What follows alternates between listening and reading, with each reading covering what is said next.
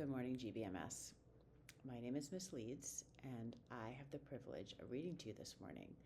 But before you watch the video, I wanted to give you a little heads up. In the reading that you're about to listen to, I encountered the word D-A-L-E, dale in Spanish.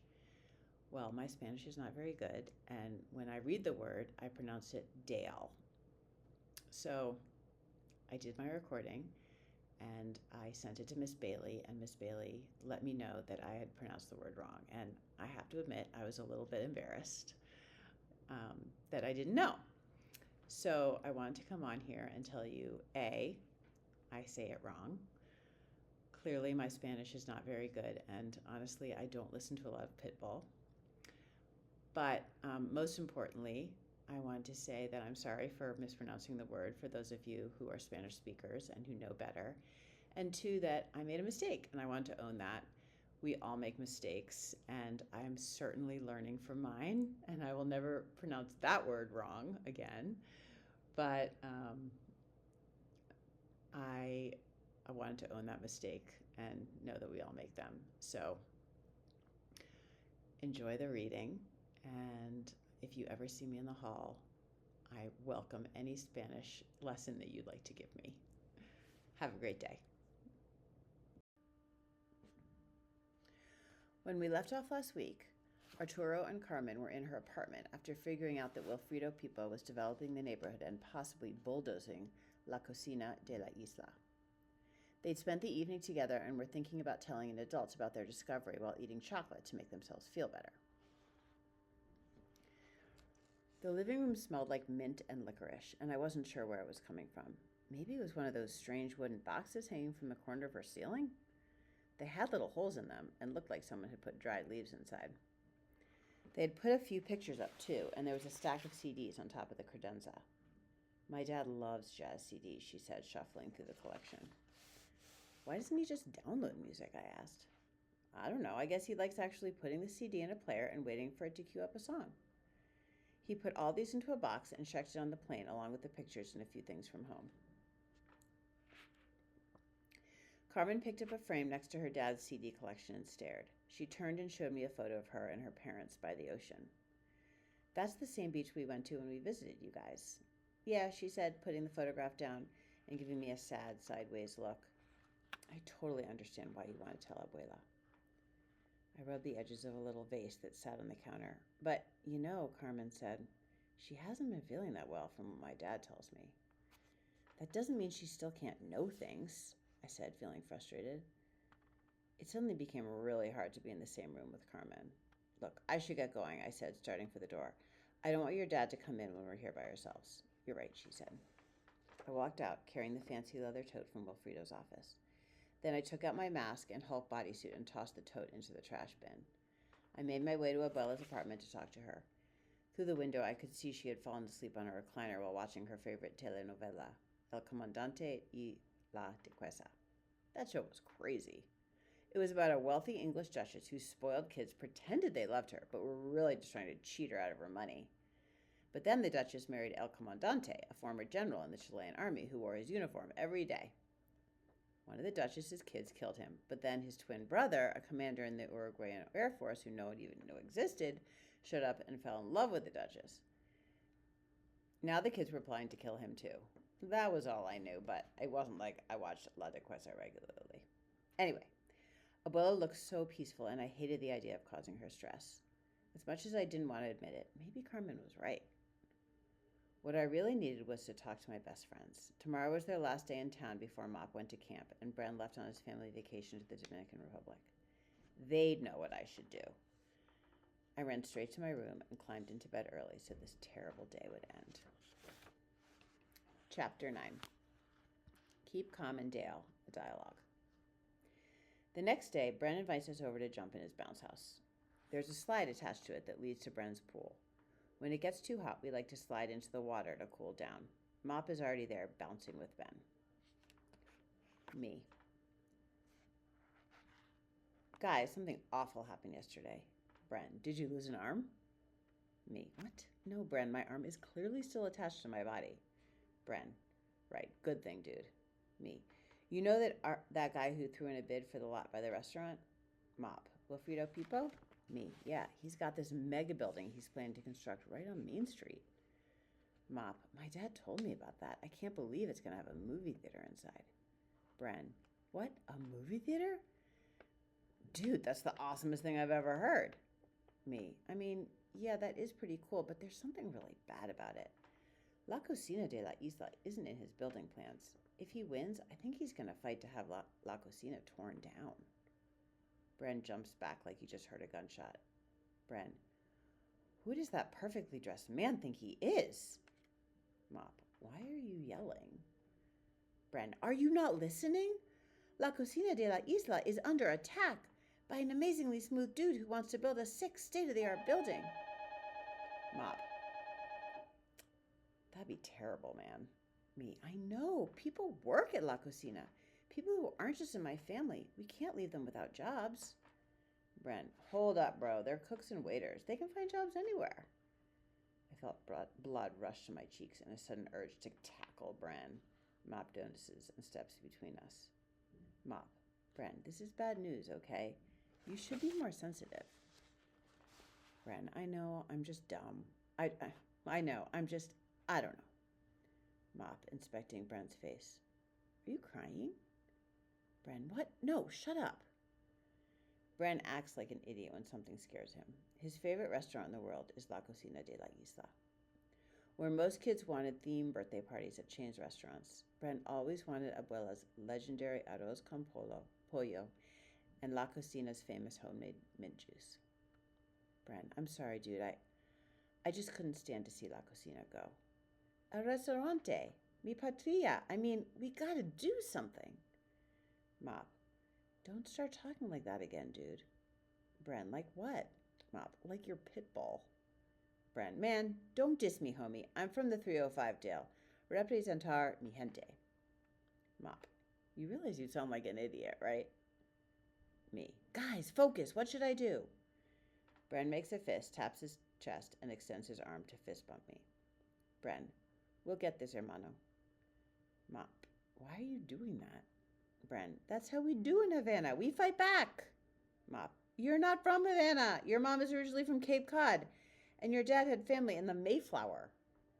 Bren, you shouldn't be hating like that, dude. No, it's cool. Mop, how did you find out all this info, Arturo? Me, Wilfredo's office with Carmen. He gave this whole presentation about how the building would be good for the town, and how this is just the beginning. Mop, that sounds ominous, dude. Did you tell your mom? Not yet. What did Carmen say?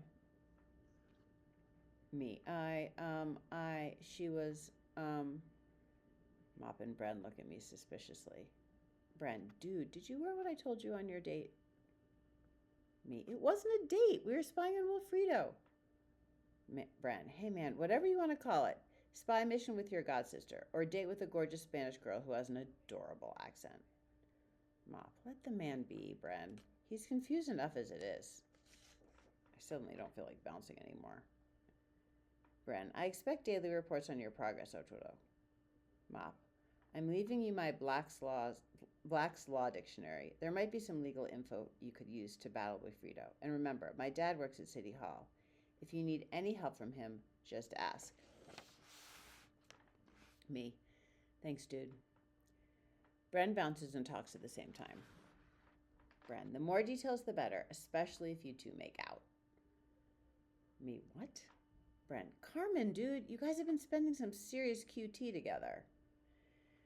Bren pretends he's dancing with someone, then twirls around and tries to dip himself. Instead, he falls back and rolls into a corner of the bounce house and gets stuck. We hop over to lift him up, and when we finally drag him to his feet, he jumps right back into his story. Bren, hey, just tell her, Carmen, mi amor, I love you, baby.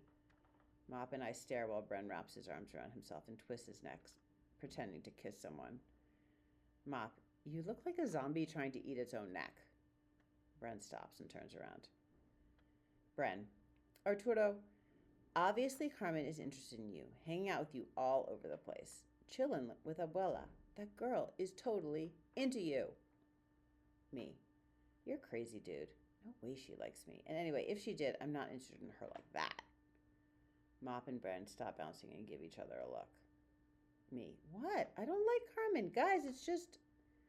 The people in the neighborhood looked like they really supported Wilfredo's proposal, you know? And what's going to happen to the restaurant if Wilfredo builds that massive high rise? Bren, remember what Pitbull says, keep calm and Dale. Mop, I can't believe a Pitbull quote is actually making sense. Bren, it does? I mean, yeah, of course it does. What was my point? Mop, that you have to keep going no matter what. You have to fight like you believe you can win. Bren, like you and Carmen. Me, could you stop talking about Carmen? Bren, you got it. We're here for you, hermano.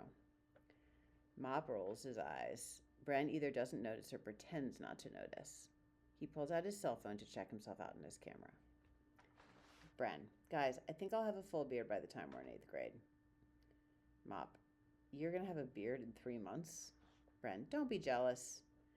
Bren rubs his face quietly and Mop shakes his head. Mop, I wonder why we're friends sometimes. I manage a smile. I'm going to miss them when they leave. The next day I go to Bren's house to say goodbye. Mop is there to hang while his parents get everything ready for the drive north. Bren comes out of his room sporting a half-unbuttoned guayabera and a rhinestone cross dangling from a sparkly silver chain. It looks like it's from his mom's jewelry box. Mop's parents eventually pick him up and they drive off to Withlacoochee River Wildlife Exploration Summer Camp, somewhere in Central Florida. Ben's ride to the airport shows up, and as I say goodbye, I get that sinking, empty feeling when someone leaves, but you stay behind. Chapter 10, Hidden Recipes. I left Bren's house and headed to La Cocina to find my mom. Mop's first instinct had been to tell my mom about Wilfredo's plan, so maybe Carmen was right. I got to the restaurant, and Mari said my mom had gone home for the day. Maybe my mom already knew. It's not like Wilfredo Pipo was hiding it. The model was on display in his window. Anybody could see it. I walked into my apartment to find my mom putting away some groceries in the kitchen. Mom? I said, trying to get her attention. Her phone rang, and when she saw the number calling, she picked up. Not now, Arturo, she whispered. Go to your room, please. I need to make this call. She turned her back to me as she spoke to the person on the phone. Yes, hello, Andrew. No, nobody's around. What's up? It was Mop's dad. I kept listening as I walked away. He did? They approved that? Okay, thanks for the heads up. My mom let out a long sigh and then turned around, but before she could see me, I was already in my room. I paced around, trying to figure out what Mop's dad had told my mom. What did they approve? Wilfredo Pipo's plan? I sat at my desk looking for something to distract me, and when I came across Abuelo's box. I had forgotten about it, but there it was, inviting me to open a letter and forget my troubles. I closed my door and opened the box. Sifting through it, I placed all the contents on my desk. A CD, a whole bunch of letters, a few pens, a watch that didn't work, and a folded envelope that said in all caps, Para Arturo Zamora, mi querido nieto, lee esto primero. Then, under the Spanish, a translation. For Arturo Zamora, my beloved grandson, read this first. Huh? I opened the envelope and pulled out the letters inside. It was written in Spanish with English translations on the side. My abuelo's print was very neat and didn't waste any space. Every inch of the page was covered. I read a few lines in Spanish, then I glanced over to the English. My dear Arturo, no doubt you will soon speak English much better than I, and perhaps without the slightest hint of an accent. Did you know that right now you are 4 years old and speak Spanish perfectly? Totally weird. Maybe that was why I sometimes used Spanish words when English words couldn't fully explain what I needed to say, like the puro desastre that was going on with La Cocina. I could take Spanish 1 or 2 words at a time, but it was harder to put full sentences together, and forget about asking me to read it. Reading in Spanish was like putting on Abuela's thick glasses and trying to pour cereal into a bowl.